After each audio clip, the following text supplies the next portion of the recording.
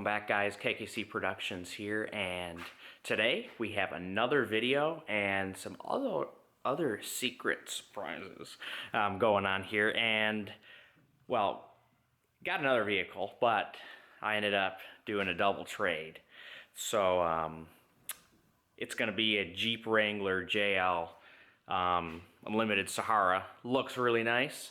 Been doing some work on it and getting some stuff done, so I just wanted to get some videos put out to you guys, and we have a setup video that I want to show you of how I put in some switchback turn signal lights on this already modified Jeep that we purchased. So let's show you what it looks like. Get a video out, as I haven't seen many on it, and I want to show you guys what I did and installed for it.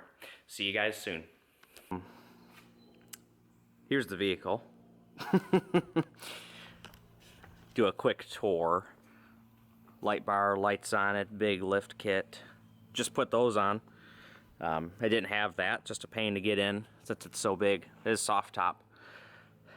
But here we go. I'm going to show this. I actually installed these yesterday. Kind of want to show you what they look like. So it's these guys here, and also these side markers. So the kit comes with these and the side marker here, as you can see. And I want to show you what was done to get these installed. So there is a bracket that is installed on here already, right here. And there's another bracket as well that's here, but I actually modified to use both of them versus one or the other. There's really nowhere to put this. To where it would be accessible. I put it here, it'd be hiding from the bumper. This does have the bumper or inner fender liner that is removed on here, so it is gone. So there's really nowhere else to put it, unless I screwed it up and had it screws coming through the fender or somewhere on the front.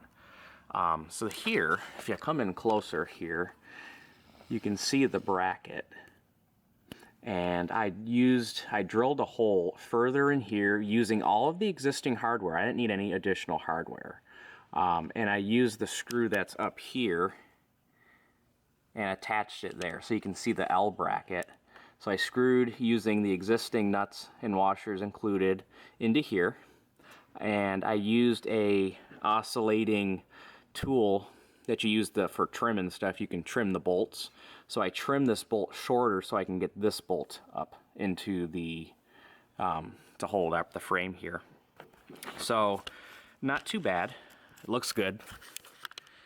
This was already here. This one, I actually just played with the lines here. This wire is what was attached to it and had a separate harness, but there's issues with this harness. So be aware, if you purchase this kit, you will have some issues possibly with the harness. And then also getting errors inside the vehicle with LED saying there's no lights plugged in for the front. So anyway, well, I have the fender down here and removed. So here, this is auto attached. I put electrical tape to cover the connections as well. So I screwed in using a 3/4 bit to drill a hole into the bumper and push this through. And the wires up in here, comes through here and connects back to this harness. The other side was actually longer, surprisingly, from the kit, so it looks a little bit better. So just ran the wire through here. Here is the switchback device that tries to keep the car from seeing it's an LED, causing a warning light. And then here we do have the harness. This is the factory harness, so it plugs right into there. Very simple to do. You just put it in there. It has sticky tape on the back. And then if you have a liner, just go ahead and cover it up, and it is gone. So I'm going to show you the other side. So same setup.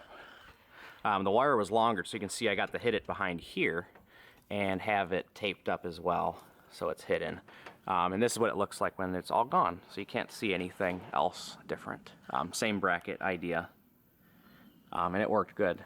But I did have to drill some holes into the bracket to make it fit properly. Of course, this bolt here is bigger, so I drilled a hole bigger inside of the L bracket and then drilled in here so it would fit on that side. So I'll go ahead and show you what it looks like when the car and vehicle is on, and see if you want to purchase this for your Jeep as well.